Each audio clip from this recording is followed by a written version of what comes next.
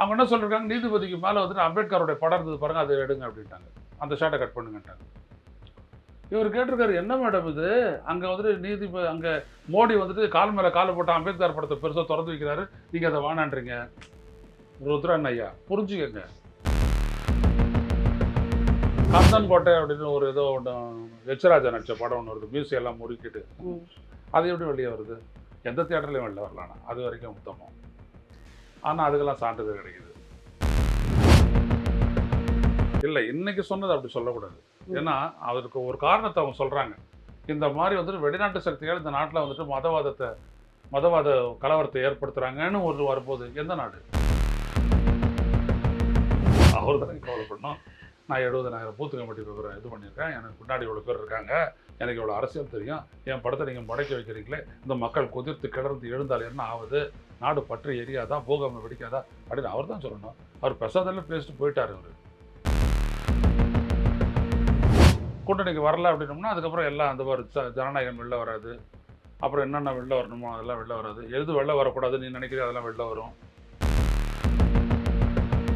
Sir, நீங்க இதை இப்படி சொல்றீங்க. அவர் தன்னோட 200 கோடி சம்பளத்தை எல்லாம் விட்டுட்டு தமிழ்நாட்டு மக்களை காப்பாற்றுவதற்காக தானே இந்த அரசியல இறங்கியிருக்காரு. தமிழ்நாட்டு நீங்க மக்கள் முடிஞ்சிரும்னு சொல்றீங்க. தமிழ்நாட்டு மக்களா வந்துட்டு சொன்னாங்க, விஜய் அவர்களே 250 கோடி வாங்குறீங்க, உச்சத்தில் இருக்கிறீங்க, எங்களை காப்பாற்றுங்கன்னு எந்த தமிழ்நாட்டு மக்கள் இவர்கிட்ட மனு போட்டீங்க?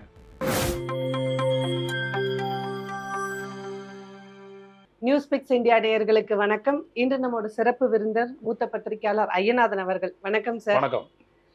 விஜயோட ஜனநாயகன் படத்தோட தீர்ப்புக்காக காத்துட்டு இருந்தாங்க. தீர்ப்பும் வந்துருச்சு. இன்னைக்கு படம் ரிலீஸ் ஆகிறதுக்கான டேட்டா அறிவிப்பாங்கன்னு நினைச்ச நேரத்துல திருப்பியும் தள்ளி போயிருக்கு. இதை நீங்க எப்படி பாக்குறீங்க? இல்லை, இந்த தீர்ப்பை கொடுத்த உயர்நீதிமன்றத்தினுடைய முதன்மை அமர்வு தலைமை நீதிபதி ஸ்ரீவாத்சவா, நீதிபதி அருள்முருகன் ஆகியோர் கொண்ட ஒரு முக்கிய விடயத்தை சொல்றாங்க. அது என்னன்னா, இதுல வரக்கூடிய நாங்கள் பார்த்ததில் அதில் இருக்கக்கூடிய ஒரு வசனம் வந்துட்டு என்ன அப்படின்னோம்னா, வெளிநாட்டு சக்திகள் இந்தியாவில் மத கலவரத்தை தூண்டுகிறார்கள் அப்படின்ற மாதிரி ஒரு வசனம் வருது. இந்த மாதிரி சில காட்சிகள் இருக்குது, அதை வந்துட்டு அப்படியே அனுமதிக்க முடியாது, அது பிரச்சனையை ஏற்படுத்தலாம். எனவே வந்துட்டு நாங்கள் இதை மறுபடியும் தணிக்கை வாரியமே வந்துட்டு மறுபரிசீலனை பண்ணணும், ரெவ்யூ பண்ணணும் அப்படின்னு சொல்லிட்டு நாங்கள் ரெக்கமெண்ட் பண்ணுறோம் அப்படின்னு சொல்லிட்டு உத்தரவு பிறப்பிச்சு, இந்த அடிப்படையில் ஏற்கனவே நீதிபதி ஆஷா அவர்கள் விசாரித்தாங்க இல்லையா, அந்த வழக்கை தொடர்ந்து விசாரிக்குமாறு கேட்டுட்ருக்குறாங்க. ஸோ இப்போ வந்துட்டு இந்த இந்த மறுபடியும் அந்த இஷ்யூ தணிக்கை வாரியங்கிட்ட போகுது. இதில் தணிக்கை வாரியம் வந்துட்டு நாளைக்கே கூட பார்த்து முடிவு செய்து அது நீக்கப்பட வேண்டியதெல்லாம் நீக்கிட்டாங்க அப்படின்னோம்னா சான்றிதழ் கொடுக்கலாம். ஆனால் உடனே அதை செய்ய போகிறாங்களா இல்லை இழுத்தடிக்க போகிறாங்களா அப்படின்றத நம்ம பொறுத்திருந்து தான் பார்க்கணும். இது விஜய்க்காக அப்படிலாம் பேசக்கூடாது. ஒரு தணிக்கை வாரியமானது வந்துட்டு ஒரு படத்தில் இருக்கக்கூடிய அரசியலை பற்றி கூட கவனம் செலுத்தக்கூடாதுன்னு நான் சொல்லுவேன். 3 விடயம் தான் முக்கியம். ஒன்று, காமம் எக்ஸ்பிளிசிட்டாக இருக்கக்கூடாது, கதையை தழுவாத இருக்கக்கூடாது.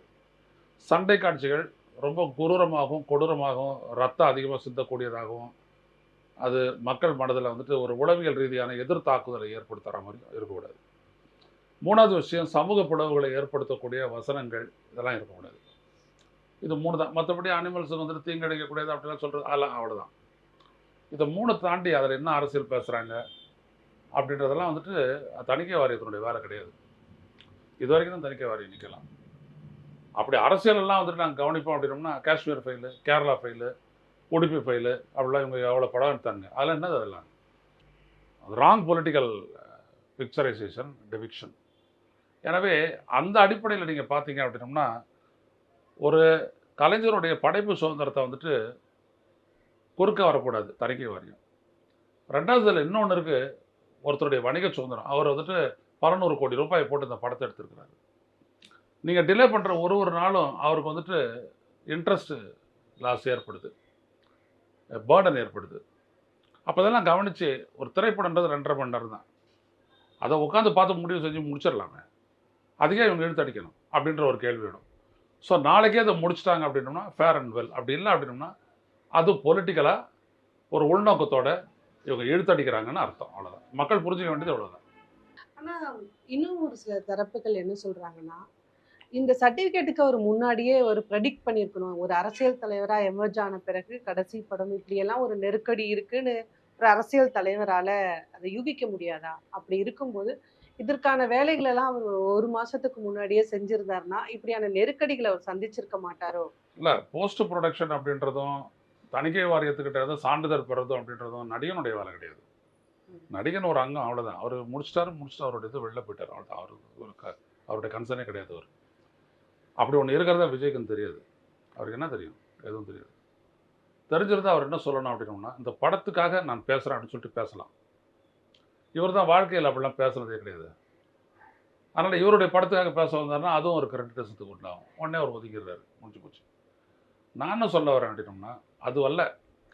ஒரு தரப்பு என்ன சொல்கிறாங்கன்னா, தணிக்கை வாரியம் வந்துட்டு சான்றிதழ் தரமாட்டேன், அது ரெவ்யூக்கு போகுது அப்படின்னும்போது ரெவ்யூ அனுமதிச்சிருக்கலாம். ஆனால் இவங்க கோர்ட்டுக்கு போயிட்டாங்க. அது உடனே தணிக்கை வாரியத்துக்கு ஒரு கௌரவ பிரச்சனை ஆகிப்போச்சு. உடனே அவங்க எதிர்த்தாக்குதல் நடத்த வந்துட்டாங்க. சான்றிதழ் கொடுக்கறதுக்கு முன்னாடி இவங்களை யார் தேதியை ஃபிக்ஸ் பண்ணிட்டு நிற்க சொல்கிறது அப்படின்னு சொல்லிட்டு அப்படி போயிட்டாங்க அவங்க. அதை அப்படி தீர்த்துக்கிட்டு இருக்கலாம். அப்படி தான் வந்துட்டு பராசக்தியை முடிச்சிட்டாங்க அவங்க. அவங்க போனாங்க, மேற்கொண்டு 2 கட்டு போர்டு தலை. சரி, தணிக்கை வாரியம் ஏன் அரசியல் ரீதியாக தலையிடக்கூடாதுன்னு சொல்கிறேன் அப்படின்னோம்னா, நான் நடித்த படம் இந்த 2000 ரூபா நோட்டு படத்தில் விவசாயியாக நான் நடித்தேன். அது தணிக்கை வாரியம் வந்துட்டு அதை ஏற்றுக்கவே மாட்டேன்னு நடிச்சேன் அந்த படத்தை. ஸோ ரெவ்யூக்கு போனோம். ரெவ்யூவில் வந்தது யார் அப்படின்னோம்னா, நடிகை கௌதமி வந்தாங்க. இப்போ அதிமுகவில் இருக்காங்களா, அவங்க வந்தாங்க. அப்போ பிஜேபியில் இருந்தாங்க. அங்கே வந்தவங்க ஏதோ கட்டு சொல்லுவாங்கன்னு பார்த்துருக்கிறாரு என் டைரக்டர். அவங்க என்ன சொல்லியிருக்காங்க, நீதிபதிக்கு மேலே வந்துட்டு அம்பேத்கருடைய படம் இருந்தது பாருங்கள், அதை எடுங்க அப்படின்ட்டாங்க. அந்த ஷாட்டை கட் பண்ணுங்கன்ட்டாங்க. இவர் கேட்டிருக்காரு, என்ன மேடம் இது? அங்கே வந்துட்டு அங்கே மோடி வந்துட்டு கால் மேலே காலை போட்டு அம்பேத்கர் படத்தை பெருசாக திறந்து வைக்கிறாரு, நீங்கள் அதை வானான்றீங்க. ருத்ரன் ஐயா, புரிஞ்சுக்கங்க. நானும் உங்களுடைய படத்தை நல்லா ரசிக்கிறேன், எனக்கும் பிடிச்சிருக்குது. ஆனால் நான் பிஜேபி. ஆனால் நான் சொல்கிறத மட்டும் செய்யுங்க, அப்போ தான் படம் வெளில வரும்னு சொன்னாங்க. ஸோ அம்பேத்கரை நம்ம கட் பண்ணிட்டோம், படம் வெளில வந்துருச்சு. இதில் ஏதாவது நியாயம் இருக்கா சொல்லுங்க? நீங்க சொல்றத பார்த்தா ஒரு ஃபேக்சுவலாவே நீங்க ஒரு இதை வச்சிருக்கீங்களே. இப்போ ஒரு அரசியலா ஒரு இன்ஃப்ளூயன்ஸ் பண்ணா ஒரு படத்தை வெளியிடவும் முடியும், தடுத்துடவும் முடியுங்கிறது தானே நீங்க சொல்றீங்க. கந்தன் கோட்டை அப்படின்னு ஒரு ஏதோ ஒன்று எச்ராஜா நடிச்ச படம் ஒன்று வருது, மியூசியம் எல்லாம் முறுக்கிட்டு. அது எப்படி வெளியே வருது? எந்த தியேட்டர்லையும் வெளில வரலானா, அது வரைக்கும் உத்தமம். ஆனால் அதுக்கெல்லாம் சான்றிதழ் கிடைக்குது. C, political interference is the worst thing for judiciary, for artist and education. இது 3த்துலேயும் வந்துட்டு பாலிடிக்ஸ் வந்துச்சு அப்படின்னோம்னா அதுக்கு குறிப்பிடாது போயிடும். புரியுதுங்களா? வில்லனே இதுதான், அரசியல் தான், வரக்கூடாது. இப்போது கோ த்ரூ த லா, அந்த சட்டத்தை நீங்கள் படிச்சு பாருங்க. அவங்க இப்படிலாம் இன்டர்ஃபியர் பண்ணுறதுக்குலாம் எதுவும் இல்லை. எந்த பாலிட்டிக்ஸ் வேணாலும் பேசலாம். ஆனால் இவங்க ஆரம்பத்துலேருந்தே என்ன பண்ணுறாங்க அப்படின்னோம்னா, உதய சூரியனின் பார்வையிலே உலகம் பிடித்திருக்கும் வேலையில் உதய சூரியனும் வரக்கூடாது அப்படின்னு இவங்க சொன்னாங்க. உடனே புதிய சூரியனின் பார்வையிலே அப்படின்னு சொல்லிட்டு மாற்றினாங்க. அம்பேத்கர் அது ஒரு பெரிய ஒரு அரசியல், அவரே ஒரு பெரிய ஒரு அரசியல் மையம், புயல். எடுப்போம், அவரை பற்றி எடுக்கக்கூடாது, பெரியாரை பற்றி எடுக்கக்கூடாது, பிரபாகரனை பற்றி பேசக்கூடாது, ஈழத்தை பற்றி எடுக்கக்கூடாது. என்னத்தை தான் எடுக்கிறது? விஜய் எடுத்த மாதிரி படம் தான் எடுக்கணும். விஜய் போவார், அவர் என்ன பண்ணுவார், அந்த காட்டில் இருக்க ஒரு பயங்கரமான ஒரு மிருகம், அதை அவர் ஒரு தனியால் முடக்கி அது ஒரு கடி கடிச்சதுன்னா எலும்பு 2 துண்டாக போயிடும். ஆனால் அதெல்லாம் இவங்க வச்சுக்கிட்டு அனுமதிச்சுக்கிட்டு பண்ணிக்கிட்டு இருக்கிறாங்க. கூத்து தான் அதெல்லாம் வருவது. அதனால் விஜயனுடைய இந்த படத்துக்கு பின்னாடி இருக்கிறது அரசியல் தான் என்பதில் எந்த ஒரு மாற்று கருத்தும் கிடையாது. ஓகே, திரு எஸ்.வி. சேகர் இதுக்கு ஒரு எதிர்வினை அவர் என்ன சொல்றாருன்னா, இதை வச்சு திரு விஜய் அவர்கள் சிம்பத்தி கிரியேட் பண்ணுவாரு, அதுக்கு தான் இந்த நடவடிக்கைகள்லாம் பயன்படும் அப்படிங்கிற மாதிரி இப்ப படம் தள்ளி போறத வச்சு தமிழ்நாட்டில் அரசியல் பண்ணிட முடியுமா? சமூகத்தில் ஒரு பாதிப்பு ஏற்படக்கூடாது. கருத்துரிமை இதே சொல்கிறாங்க, 2 நாடுகளுக்கு இடையிலான உறவை பாதிக்கக்கூடிய விடயங்கள் எதுவும் இருக்கக்கூடாது. ஆனால் அது கோர்ட்டு தான் முடிவு செய்யும் அப்படின்னு சொல்லியிருக்கிறாங்க. அரசமைப்பு சட்டப்பிரிவு 9 DOG, அது பிரிவு G, அது அப்படி சொல்லுதுன்னு நினைக்கிறேன். அப்போது அதுதான் எடுத்துக்கிறோமே ஒழிய அரசியல் நாங்கள் என்ன பேசுகிறோம் அப்படின்றதெல்லாம் உனக்கு நீங்கள் யார் நிர்ணயிக்கிறது? அதை விஜய் அதில் எதை வேணாலும் தேட்டு போட்டோம், மக்களுக்கு கொடுக்குறாங்களா இல்லையா, அது வேற கதை. நீங்கள் யார் அப்படி பேசுறது? தப்பு அது. ஸோ இந்த தீர்ப்பு, இன்னைக்கு தீர்ப்பு வரும்னு எதிர்பார்த்து தீர்ப்பு வராததுனால இது ஒரு பியூரா அரசியல் இன்ஃப்ளூயன்ஸ் இருக்கு அப்படின்னு புரிஞ்சுக்கலாம். இல்லை, இன்னைக்கு சொன்னது அப்படி சொல்லக்கூடாது. ஏன்னா அதற்கு ஒரு காரணத்தை அவங்க சொல்கிறாங்க. இந்த மாதிரி வெளிநாட்டு சக்திகள் இந்த நாட்டில் மதவாதத்தை மதவாத கலவரத்தை ஏற்படுத்துகிறாங்கன்னு ஒரு வரும்போது எந்த நாடு நீங்கள் பூடகமாக குறிப்பிட்றீங்க? அந்த நாட்டுக்கு இந்த நாட்டுக்கு நம்மளோட ரிலேஷன்ஷிப் இதனால் பாதிக்கப்பட்டுச்சுன்னா என்ன பண்ணுறது அப்படின்னு யோசிப்பாங்க. அதான் அவங்க பண்ண வேண்டிய விடயம் தான் அது. ஸோ தணிக்கை வாரியம் அதை கேட்டுக்கிட்டு ஒரு நாளில் முடிவு எடுக்கலான்னு சொல்ல வரேன் நான். நீதிமன்றத்தினால ஒன்றும் டிலே ஆக போகிறதில்ல. நீதிமன்றம் சொல்லிடுச்சு, 20ஆம் தேதி விசாரிக்க ஆரம்பித்தாங்க, விசாரிச்சுட்டாங்க, 27ஆம் தேதி சொல்லிட்டாங்க. இதை உடனே முடிவு பண்ணி அவங்க வந்துட்டு பார்த்து ஒரு 2.5 மணி நேரம் படத்தை பார்த்துட்டு மேற்கொண்டு இதெல்லாம் மட்டும் மாற்றுங்க, இல்லாட்டி இதெல்லாம் மட்டும் கட் பண்ணி எடுங்க அப்படின்னு சொல்லிட்டு உடனே சான்றிதழ் கொடுத்துடலாம். ஆனா மூத்த பத்திரிகையாளர் ஷாம் என்ன சொல்றாங்கன்னா, படம் வெளிவருவதற்கான வாய்ப்பு ரொம்ப குறைவு அப்படின்ற மாதிரி தான் அவரு அப்படி கருத்து பலரும் சொல்றாங்க. தெரிவிக்கிறார். அதுதான் அரசியல் வச்சு தானே அவர் சொல்றாரு. ம். பிஜேபி கவர்மெண்ட் மோடியினோட யோகியதை தெரியும், அதனால அவர் சொல்றாரு. ம். அவங்களாம் இப்படி தானே பண்ணுவாங்க. ஏங்க ஒரு நாட்டுக்கான கல்வி நிதியையே அவங்க நிறுத்தி வைக்கிறாங்க அவங்களுடைய காரணத்துக்காக. அவங்க சொல்ற மாதிரி 3 மொழியை நம்ம படிக்கணும் அப்படின்ட்டு. அவங்க செய்யறது எப்படி நம்ம ஒத்துக்க முடியும்? அப்போ இதே தானே இவங்க தானே இதில் ஈடுபடுறாங்க. விஜய் பேசலனாலும் இந்த விடயத்தை நம்ம பேசுறோம் இல்லையா? ம். அப்போ அதுதான் நான் சொல்ல வரேன். அதில் அவங்க நிறுத்தி வைக்கிறாங்க, அதுக்குள்ள படம் இது தேர்தல் தேதி அறிவிச்சிட்டாங்கன்னா படத்தை ரிலீஸ் பண்ண முடியாதுன்னு. அப்படி எந்த தடையும் இருக்கிறதா நான் நினைக்கல. இவ்வளவு நெருக்கடி இருக்கும்போது கூட திரு விஜய் அவர்கள் அவரோட பேச்சுல எந்த இடத்துலயுமே இவருக்கு கொடுக்கப்பட்ட நெருக்கடியோ இல்ல இந்த படம் ரிலீஸ் ஆகாததை பத்தியோ எதையுமே பேசவே இல்லையா? விஜயை பொறுத்த வரைக்குங்க இஸ் க்ரூட்லி இன்னசென்ட். புரிஞ்சுக்கங்க. ஒருத்தர் அந்த அளவுக்கு வந்துட்டு அறியாதவனா இருக்கக்கூடாது. இருக்கிறதே தப்பு, குற்றம், அவ்வளோதான். வேறு எதுவும் நான் அதுக்கு மேலே சொல்ல தெரியல எனக்கு, அவ்வளோதான். You are so innocent, crudity. நீ வந்துட்டு நீ நடிகனாகவே இருந்துட்டு அப்படின்னா எப்படி வேணாலும் இருக்கலாம். அரசியலில் நீ வந்துட்டானோன்னு நீ வந்துட்டு விவரமானவனா தான் இருக்கும். நீங்க என்ன சார் இப்படி சொல்றீங்க? ஒரு சீஃப் மினிஸ்டர் கேண்டிடேட்டா தன்னை முன்னிறுத்திக்கிற விஜய் அது நீங்க தன் வந்துட்டு பின்னாடி வந்து எக்கச்சக்கமான கோடிக்கணக்கான தொண்டர்கள் இருக்கிறதா சொல்றாரு. 70,000 பேர் வந்து பூத் கமிட்டிக்காக நிர்ணயிச்சிருக்காங்கன்னு சொல்றவரை போயிட்டு நீங்க இப்படி சொல்றீங்க? அப்போ அவர் தானே அதை பற்றி கவலைப்படணும். நீங்கள் ஏன் கவலைப்படுறீங்க? அவர் தானே கவலைப்படணும். நான் 70,000 பூத்து கமிட்டி பேப்பரை இது பண்ணியிருக்கேன், எனக்கு பின்னாடி இவ்வளோ பேர் இருக்காங்க, எனக்கு இவ்வளோ அரசியல் தெரியும், என் படத்தை நீங்கள் முடக்கி வைக்கிறீங்களே, இந்த மக்கள் கொதிர்த்து கிளர்ந்து எழுந்தால் என்ன ஆகுது, நாடு பற்றி எரியாதா, பூகம்பம் வெடிக்காதா அப்படின்னு அவர் தான் சொல்லணும். அவர் பெசாதெல்லாம் பேசிட்டு போயிட்டார் அவர். நீங்கள் சொல்லுவது போல அரசியல் தலையீடு இருக்கு அப்படின்னா அவங்க வந்து விசில் சின்னத்தை கேட்டிருக்கிறாங்க. அது அவங்களுக்கு சாங்ஷன் ஆயிருக்கு. இன்னைக்கு வந்து விசில் சின்னத்தை அறிவிச்சு அவர் பேச ஆரம்பிச்சிருக்காரு. இப்போ இந்த மாதிரி விஷயங்கள்ல அவங்களுக்கு சாதகமாக தானே அந்த அரசாங்கம் இருக்கு. இல்லை சின்னம் கொடுக்கறதுனால அவங்களுடைய அரசியலை அனுமதிக்கிறாங்கன்னு போடலான்னு அது இல்லையா? பின்ன எப்படி அது அர்த்தம்? அனுமதிக்கிறாங்கன்றதால சின்னம் சார் அவர் வந்து சின்னம் நீங்க அவர் 2 பேர் தான் சார் அவர் அரசியல் கட்சியாக தனது கட்சியை வந்துட்டு பதிவு செஞ்சிருக்கிறாரு. அது ஒரு பதிவு செய்யப்பட்ட அரசியல் கட்சி தாவேகா, ரைட்டுங்களா? ஒரு பதிவு செய்யப்பட்ட அரசியல் கட்சி எல்லா தொகுதிகளிலும் எந்த கட்சி போட்டியிட்டாலும் அவங்களுக்கு ஒரு தனித்த சின்னம் கொடுக்கணும். அதுதான் கொடுத்துருக்குறாங்க. அது அவங்க வந்துட்டு ஒரு 10 சின்னத்தை சொல்லியிருக்காங்க. அதில் முதல்ல இருந்தது பிகில உடனே கொடுத்துட்டாங்க, அவ்வளோதான். அதில் ஒன்றும் இது இல்லை. அது எல்லாருக்கும் கேட்கிற சின்னங்களை கொடுத்துருவாங்களா? கேட்குற சின்னத்தை கொடுத்துருவாங்க. அதாவது அவங்க என்ன பண்ணுவாங்க அப்படின்னா அந்த சின்னத்தை அப்புறம் ஏன் சார் சீமான் அவர்கள் வந்து அவருக்கு கேட்கிற சின்னத்தை கொடுக்கலன்னு இடையில ஒரு பிரச்சனை வந்து? ஆமாம், அதான் அதுக்கு முன்னாடி என்ன பண்ணிட்டாங்க, இந்த இடத்துல போட்டியிடக்கூடிய ஒரு கட்சிக்கு அந்த சின்னத்தை அலாட் பண்ணிட்டாங்க. ஏன்னா அது வரைக்கும் அவர் அங்கீகரிக்கப்படாத ஒரு கட்சியாக இருந்தது. அங்கீகரிக்கப்படாத ஒரு கட்சி இப்போ கூட இந்த சின்னத்தை விஜய் கொடுத்துருக்குறாங்கல்ல, இது இந்த தேர்தலோட முடிஞ்சு போச்சு. அடுத்த தேர்தலுக்குள்ளே அவர் மறுபடியும் அப்ளை பண்ணணும். அதுக்குள்ளே வேற ஒருத்தர் அப்ளை பண்ணி அந்த சின்னத்தை வாங்கிட்டோன்னா இவருக்கு பிகில் கிடைக்காது, பலூன் தான் கிடைக்கும். ஸோ அந்த மாதிரி போயிடுவாங்க. ஸோ தேர்தல் ஆணையத்தினுடைய அந்த விதிமுறைகளை நான் படிச்சிருக்கிறேன். அதை வச்சு நான் சொல்ல வரேன். அதுலலாம் ஒன்றும் எந்த விதமான இதுவுமே இல்லை. தேர்தலில் இவங்களை நிற்க விட்றதா விடாதான் அது வேறு விதத்தில் வேலை செய்வாங்க. நீங்கள் அதிமுகனுடைய ரெட்டையில சொன்ன மாதிரி இதை நினச்சிக்காதீங்க. இது அப்படியேப்பட்டது இல்லை. பிகில் ஓகே, பிகில் ஊதிட்டு போ, அதை பற்றி ஒன்றும் கவலை இல்லை. மற்றபடி விஜயனுடைய அரசியலையும் முடக்கிறதுக்கு அவங்க முயற்சிக்கிறாங்க. ஒன்று என்னோட எந்த வகையில் முயற்சிக்கிறாங்க? எந்த வகையில் போனால் கூட்டணிக்கு வரல அப்படின்னோம்னா அதுக்கப்புறம் எல்லாம் அந்த மாதிரி ஜனநாயகம் வெளில வராது. அப்புறம் என்னென்ன வெளில வரணுமோ அதெல்லாம் வெளில வராது. எது வெளில வரக்கூடாது நீ நினைக்கிறீங்க அதெல்லாம் வெளில வரும். இல்ல ஜனநாயகன் வராததுக்கும் கூட்டணிக்கு வராததுக்கும் ஒரு தொடர்பு பத்தி நம்ம பேசுறதுக்கு ஒரு ஃபேக்சுவலா நம்ம கிட்ட எதுவுமே கிடையாது. இதெல்லாம் எவிடன்ஸ் வச்சு தான் செய்வாங்களோ? அப்படியாவது பண்ணுவாங்களான்னு பிஜேபி எல்லாம் எவிடன்ஸோடு தான் செய்வாங்களோ? அவங்க என்ன செய்வாங்க, அதிகாரத்தை பயன்படுத்துகிறாங்க இல்லையா? இப்போ ஒரு நீதிபதி வந்துட்டு ஒரு தீர்ப்பு கொடுத்தாரு. அது வந்துட்டு ஒரு சர்வேயினுடைய தூண், அது நில அளவை தூண், அது அதில் வந்துட்டு தீபத்தூணுன்னு அவர் சொல்லலையா? அவர் எப்படி சொன்னார்? அவர் ஐடியாலஜிக்கல். அதே இன்னொரு நீதிபதிகள் அப்ரூவ் பண்ணுறாங்க. ஏன் ஐடியாலஜிக்கல்? இப்படி போயிட்டாங்கன்னா அப்புறம் என்ன இருக்குது அதில்? இவங்களை பொறுத்த வரைக்கும் நான் தமிழ்நாட்டில் அவங்க அதிமுகவோட கூட்டணி வச்சுட்டு இருக்காங்க. அந்த கூட்டணிக்கு வரக்கூடிய வாக்குகளை வந்துட்டு விஜய் வந்துட்டு டைவர்ட் பண்ணி அவருக்கும் கொண்டு போயிட்டார் அப்படின்னோம்னா அவங்களுக்கு அது பலவீனமாகும். அதனால் நீ என் கூட்டணிக்கு வா, இல்லை உன்னை என்ன பண்ண முடியுமோ ஒரு வழி பண்ணுறேன் அப்படின்றது தான் நான் வந்துட்டு அப்படிலாம் பண்ணாத கட்சி என்ன பாஜக பண்ணுவாங்கல்ல. அப்ப தேர்தல் 2026 விஜய்க்கு எப்படி இருக்கும்? சொல்ல முடியாது. அது விஜய் நிற்கட்டும், அப்புறம் பார்ப்போம். இன்னும் நிறைய நாள் இருக்குது. அறிவிக்கிற வரைக்கும் எல்லாம் வித்தையெல்லாம் நடக்கும். இப்போ அன்னைக்கு பேசுகிறாரு வந்து, பேசும்போது பிஜேபியை பற்றி அவர் பேசலையே.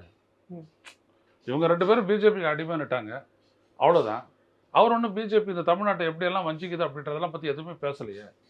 அன்றைக்கி மொழி ஒரு தியாகிகள் நாடு. அன்றைக்கி மொழி பற்றி, மொழி சுதந்திரத்தை பற்றி இவர் வந்துட்டு இவர் முன்னாடி எடுத்த உறுதிமொழியிலேயே மொழி சுதந்திரத்தை பற்றி இருக்குது. அதை பற்றி அவர் பேசவே இல்லையே. அவங்களுக்கு மரியாதையாக அதை பாடம் வச்சுட்டேன், பாடத்து மேலே ரோஜா பூ தூவிட்டேன், முடிஞ்சு போச்சு போ. இதுதான் விஜயனுடைய அரசியல். ஸோ இந்த அரசியலை வந்துட்டு அவங்க வந்துட்டு ரொம்ப ஈஸியாக முடக்கி போட்டு போயிட்டே இருப்பாங்க. அது ஒன்றும் ஒரு பெரிய கொள்கை ரீதியான ஒரு அரசியல் கிடையாது. உடனே அதை முடக்கிட்டா உடனே இங்கே இருக்கிற அந்த ரசிகர்கள்லாம் தீக்குளிக்கெல்லாம் போகிறதில்ல. அவன் போய்ட்டு சரி தலைவர் படம் அடுத்த ஆண்டு வரும் அப்படின்னு போய்ட்டு வேலைக்கு போயிடுவான். அன்றாடம் கட்சி அவ்வளோதான்.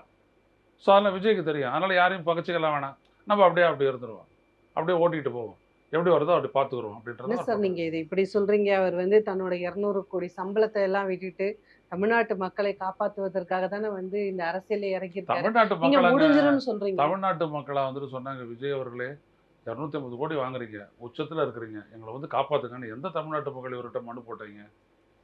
நீங்கள் உங்களுடைய ஆசைக்கு நீங்கள் அரசியலுக்கு வரீங்க, அதை ஒரு காரணமாக நீங்கள் சொல்கிறீங்க. என்னை வந்துட்டு இந்த அளவுக்கு தூக்கி உயரத்தில் வச்ச தமிழ்நாட்டை நான் ஏதாவது செய்ய நினைக்கிறேன் அப்படின்ட்டு.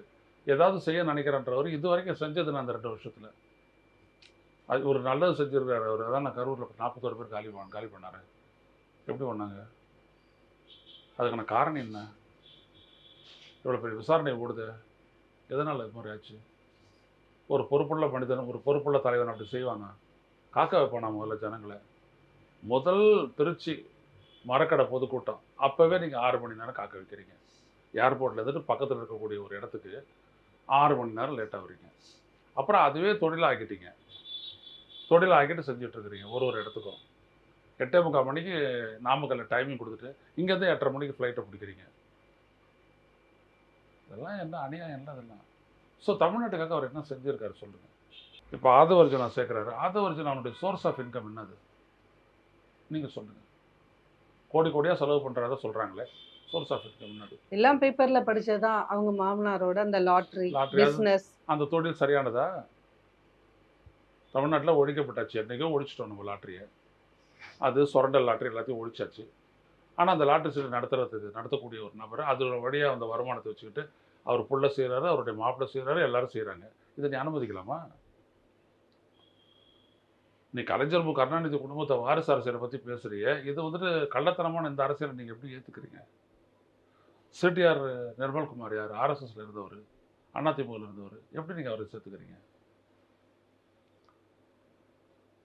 இந்த அரசில் வந்துட்டு ஒரு அதிகாரியாக இருந்தவர், ரைடு பண்ணி உங்களையே வந்துட்டு வச்சு கூட்டு போனவர் அந்த ஆள் ராஜா, என்ன ராஜ், அருண்ராஜ், அவரையும் கட்சியில் சேர்த்துக்கிறீங்க. அப்போ உங்களுடைய அரசியல் வந்துட்டு பார்த்தீங்கன்னா மக்களுக்கான அரசியல், அது ஒரு ஸ்ட்ராட்டஜிக் பாலிடிக்ஸ். இவங்களாம் தான் அதுக்கான ஆட்கள் இவர் நினைக்கிறார். அதானே உண்மை. ஊழலை பற்றி எதிர்க்கிறான்றீங்க. செங்கோட்டையன் யார்?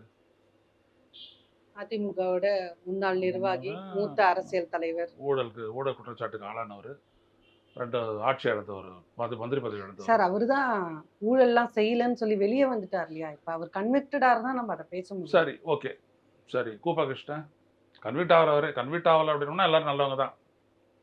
அப்போ இவங்க 2 பேர் மாதிரி ஊழல் குற்றச்சாட்டு சொல்லக்கூடாது இல்லை? திமுக மேலேயும் அதிமுக மேலேயும் அவங்கள யார் கன்விக்ட்?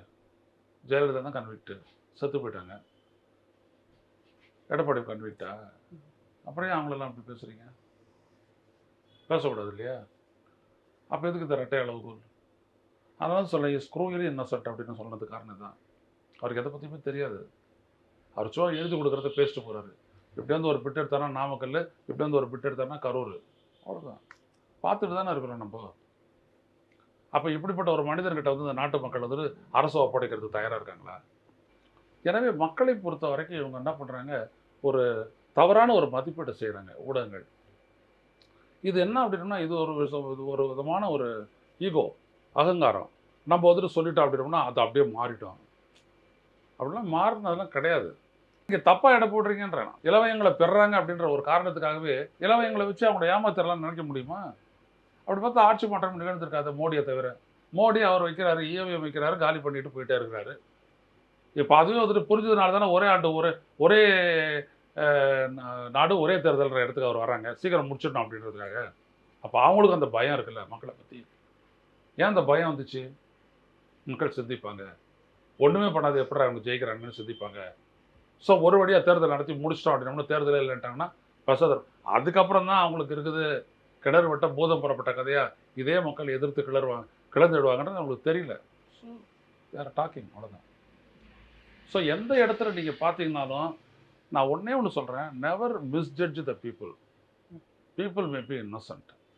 அரசியல் அவங்களுக்கு தெரியாது இருக்கலாம், ஆனால் அவங்களுக்கு எது பாதிக்குது, எது பாதிக்கலை, எது அவங்களுக்கு வந்துட்டு பலனளிக்கக்கூடியது அப்படின்றதுலாம் அவங்களுக்கு தெளிவாக தெரிஞ்சவங்க.